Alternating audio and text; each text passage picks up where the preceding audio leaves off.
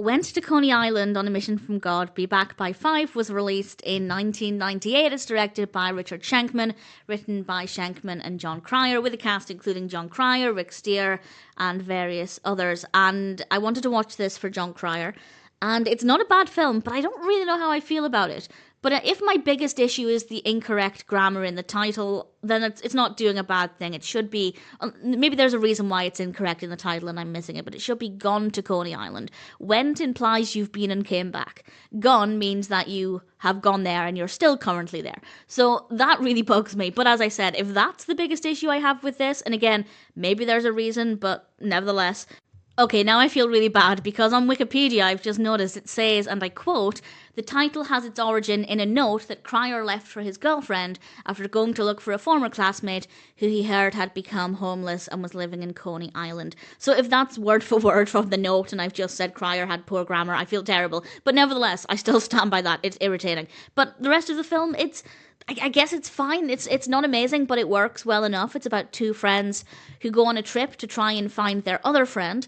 And there's obviously a question of, will they find that friend? And it's also about the journey they go on and the experiences along the way. And I guess I liked bits of it.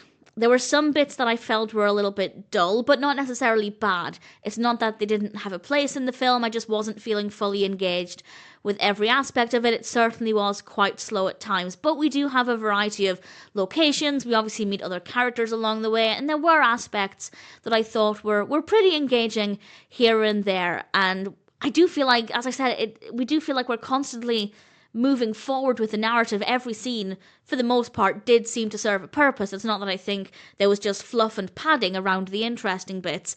It's just that even if it serves a purpose, I didn't necessarily find it to be the most fascinating. So it's fine. It is absolutely fine. I was emotionally invested enough. I wanted to know if they would find their friend. I wanted to know what the final outcome would be, but I wasn't looking for a specific outcome. So I was just along for the journey, really. I wasn't hoping for anything in particular, and I suppose I can say I was happy enough with what was delivered. The characters are interesting enough, they're likeable enough, the performances are good.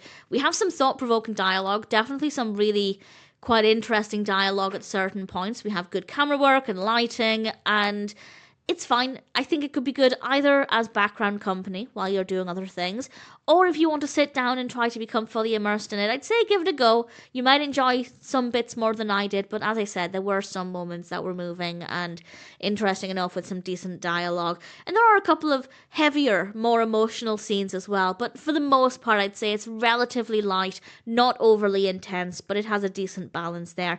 So I guess I can sum up by saying, went to Coney Island on a mission from God, Be Back by 5, is an okay film. If there's anything about this that appeals to you, give it a go. It might work for you more than it did for me, but that being said, I enjoyed it enough. I wouldn't watch it again, but as a one-time watch, it was not a bad experience.